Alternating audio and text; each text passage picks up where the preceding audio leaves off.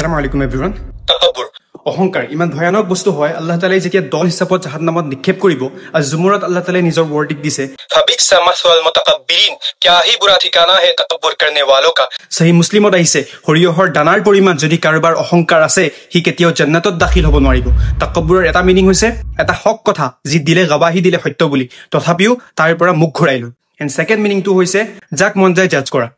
নিজকে বেলেগতকৈ উত্তম সুপিৰিয়ৰ বুলি ভাবা আল্লাহৰ নবী সাল্লাল্লাহু আলাইহি ওয়াসাল্লামৰ ওচৰলৈ এজন ব্যক্তি আহিলে আৰু ক'লে মই ইছলাম একচেপ্ট কৰিম বাট মই এক ওয়াক্তৰহে নামাজ পঢ়িম নবী সাল্লাল্লাহু আলাইহি ওয়াসাল্লামে ক'লে ঠিক আছে কলমা পঢ়ালে আৰু তাৰ পিছত ব্যক্তিজন গুচি গ'ল এই একেটা কোৱেশ্চন আজিৰ যদি এজন দিনদাৰ মানুহ কৰে তেওঁ আপোনাক এনেকুৱাকৈ জাজ কৰিব ইনসাল্ট কৰিব হ'ব পাৰে আপোনাক কাফিৰৰ টাইটেল দি দিব এই এৰোগেন্সে তাক লাহনতৰ হকদাৰ বনাই দিয়ে আৰু এইটোকে কোৱা হয় নেকিৰ তাকাব্বুৰ কুৰানত अल्लाह फरमाइसे तबाही है हर उस शख्स के लिए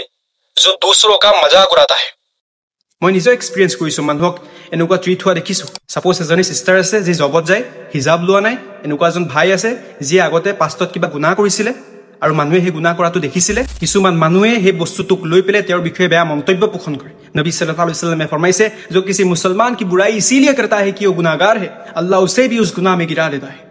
যিজনক তুমি হৰু বুলি ভাবিছা হ'ব পাৰে তাৰ এটা সিজদা তোমাৰ জীৱনৰ সকলো ইবাদতকে আফজল হিসাবৰ দিনত হে মানুহবোৰে যেতিয়া তোমাক পইণ্ট আউট কৰি ক'ব যে এই মানুহজনৰ কাৰণে মই নাকাব এৰি দিলো নামাজ এৰি দিলো তেতিয়া তুমি কি কৰিবা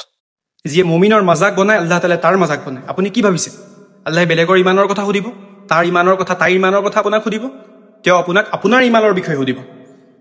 এটা টাইম আছিল যে সময়ত আমাক দেখি আমাৰ একচনছ দেখি মানুহবোৰ ইছলামৰ ফালে দৌৰি আহিছিল